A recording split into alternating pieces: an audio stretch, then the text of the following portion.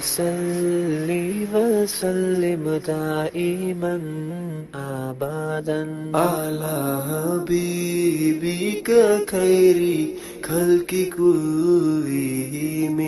بلکہ حضور علیہ السلام نے ارشاد فرمایا کہ الغیبۃ اشد من الزنا، کہ جو غیبت ہے وہ زنا سے بھی بدتر ہے. اور اس کی وجہ حضور نے یہ بیان فرمائی کہ اگر کوئی شخص بدکاری میں مبتلا ہوتا ہے تو بعد میں توبہ کر لیتا ہے، لیکن غیبت سے توبہ کرنے سے بھی معافی نہیں جب تک جس کی غیبت کی ہے اس سے معافی نہ ملے. اس لیے یہ بدکاری سے بھی بڑا گناہ قرار پاتا ہے. حضور نے ارشاد فرمایا، طبرانی نے اپنی موجم میں اس کو لکھا، المستمع احد المغتابین، فرمایا جو غیبت سنتا ہے وہ بھی ایک غیبت کرنے والا ہی ہے. اور صرف زبان سے ہی غیبت نہیں، اگر ہاتھ کے اشارے سے اور گوشائے چشم سے بھی غیبت کی جائے تو وہ بندہ بھی غیبت کرنے والے میں شمار ہوگا اور اس کو بھی اسی طرح سزا بھگتنا ہوگی. ایک خاتون کا تذکرہ چلا تو حضرت عائشہ رضی اللہ تعالی عنہا نے اس کا حضور کو بتاتے ہوئے عرض کیا ہاتھ کے اشارے سے کہ وہ چھوٹے قد کی. تو حضور نے فرمایا عائشہ غیبت نہ کرو. تو عرض کی حضور وہ واقعی چھوٹے قد کی ہے؟ غیبت یہ ہے کہ کسی شخص کے عیب کو جو اس کے اندر موجود ہے اس کے پس پشت بیان کرنا، یہ غیبت ہے. اور اگر اس کے اندر عیب نہیں ہے اور پھر عیب اس پر لگایا جائے تو یہ غیبت نہیں ہے، یہ بہتان ہے. اگر اس کے اندر ہے، بالکل ہے، 100% اس کے اندر عیب موجود ہے اور اس عیب کو بیان کیا جائے اس کے پس پشت، جس کو سن کر اس کو دکھ پہنچے گا اور وہ ناراض ہوگا، تو وہ غیبت کہلاتی ہے. بصورت دیگر وہ بہتان ہوگا اور وہ دوہرا جرم ہے. چغلی، غیبت اور چغلی الگ ہے. غیبت یہ ہے کسی کا عیب بیان کر دیا جائے اس کے پس پشت، اور نمیمہ چغلی یہ ہے کہ کسی شخص نے کسی کے بارے میں کوئی بات کہی اور آپ اس سے بات لیتے ہیں اور جا کے اس کے منہ میں ڈال دیتے ہیں. اس شخص کو کہتے ہیں تیرے بارے وہ یہ کہہ رہا ہے. یہ ہے نمیمہ اور یہ انتہائی بری خصلت ہے. اللہ قرآن میں سورہ القلم کے اندر ارشاد فرماتا ہے وَلَا تُطِعْ كُلَّ حَلَّافٍ مَّهِينٍ هَمَّازٍ مَّشَّاءٍ بِنَمِيمٍ. یہ چغل خور ولید بن مغیرہ کی خصلت ہے، چغل خوری، اور اللہ نے اس کے ساتھ اس کو منسوب کیا. یہ جھوٹی قسمیں کھانے والا اور چغلی کرنے والا ہے. اس نے حضور علیہ السلام کو مجنون کہا تھا اور اللہ تعالیٰ نے اس کے نقص گنوائے. اور اس کافر کے نقائص میں سے ایک نقص یہ تھا کہ یہ چغلی کرنے والا تھا.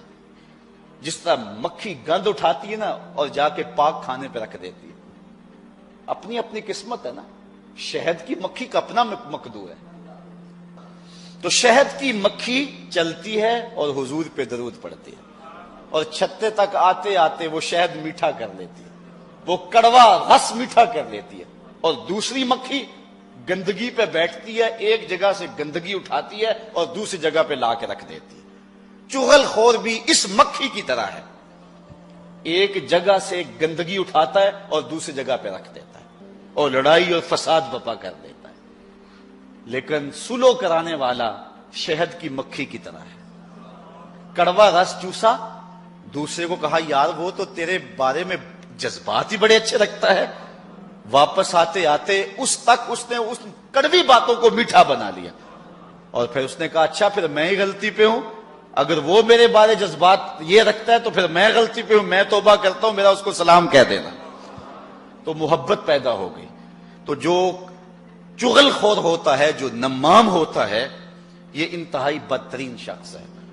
اور بخاری مسلم دونوں میں روایت ہے، حضور نے ارشاد فرمایا لا يدخل الجنت نمام، چغل خور جنت میں داخل نہیں ہوگا، چغل خور جنت میں نہیں جائے گا. امام بخاری نے اپنی صحیح میں اس روایت کو نقل کیا ہے. حضور علیہ السلام نے ارشاد فرمایا تاجدو من شرار الناس ذی الوجہین هو الذی یاتی ہؤلاء بوجہ وہؤلاء بوجہ. حضور نے فرمایا کہ اللہ کے نزدیک سب سے شریر آدمی وہ ہے کہ جو دو منہ والا ہے.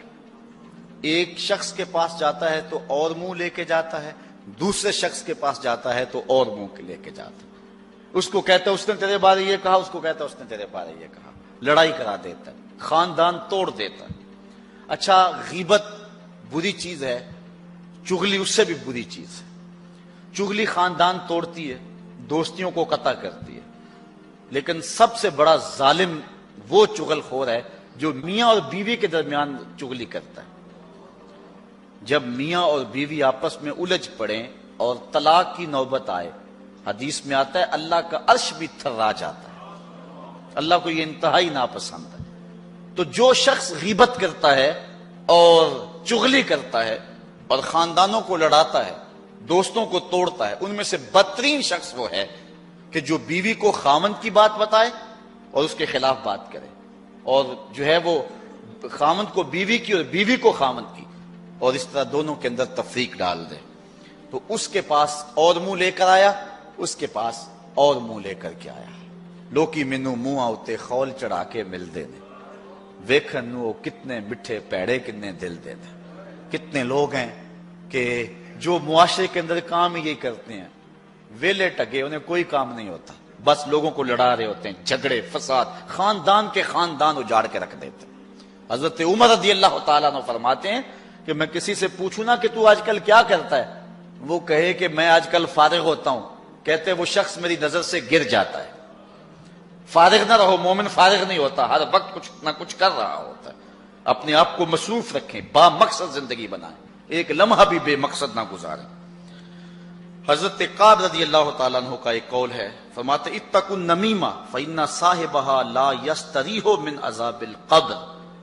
کہا چغل خوری سے بچ جانا، اس لیے کہ جو چغل خور ہے وہ عذاب قبر سے نجات نہیں پا سکتا ہے، وہ عذاب قبر میں ہی جو ہے مبتلا رہتا ہے۔ اگر کوئی شخص غیبت کرے کسی کی یا چغلی کرے تو اس کو روک دو، منع کر دو، کہا میرے سامنے نہ کر۔ حضور علیہ السلام نے ارشاد فرمایا، جس کو حضرت امام ابو داؤد نے روایت کیا، فرمایا لا یبلغنی احد عن اصحابی شیئا فانی احب ان اخرج الیہم وانا سلیم الصدر۔ حضور نے فرمایا کہ میرے سامنے آ کر میرے صحابہ کی کوئی بات نہ کیا کرے، ان کی کوئی چغلی اور غیبت نہ کیا کرے میرے سامنے، اس لیے کہ میں اس بات کو پسند کرتا ہوں جب میں ان کے پاس جاؤں تو میرا سینہ ان کی طرف سے صاف ہو۔ غیر ہے کسی شخص کے بارے میں اگر کوئی غیبت کرے گا، کوئی چغلی کرے گا تو اس شخص کے بارے دل میں میل پیدا ہو جاتی ہے۔ انسان کمزور ہے نا، اگر میرے سامنے کوئی کسی کی بات کرے گا تو میرے دل میں اس کے لیے بات آ جائے گی، اور جب میں اس سے ملاقات کروں گا تو وہ بات ملاقات کے درمیان جو محبت کی گہرائی تھی اس میں رکاوٹ بن جائے گی۔ اس لیے جب بھی آپ کسی سے ملیں تو کسی مومن کے بارے میں اس کو غلط بات نہ بتائیں۔ اور آقا کریم علیہ السلام کا سینہ تو ویسے ہی صاف ہے، یہ جو کچھ حضور نے فرمایا ہے یہ حضور نے ہماری تربیت کے لیے فرمایا ہے۔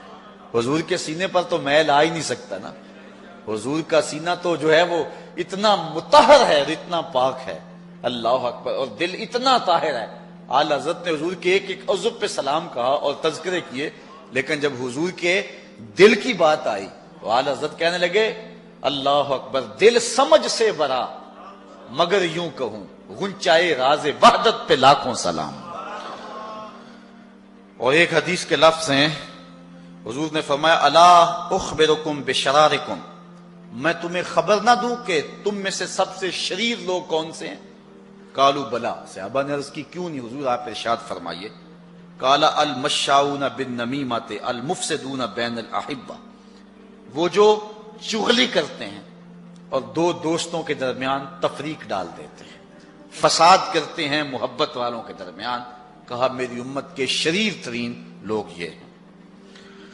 امام غزالی نے ایک بات لکھی ہے، آپ فرماتے ہیں غیبت کرنے والا، چغلی کرنے والا اگر چغلی سے توبہ کر لے، اگر توبہ کر لے چغلی سے، پھر بھی جنت میں سب سے آخر میں جائے گا۔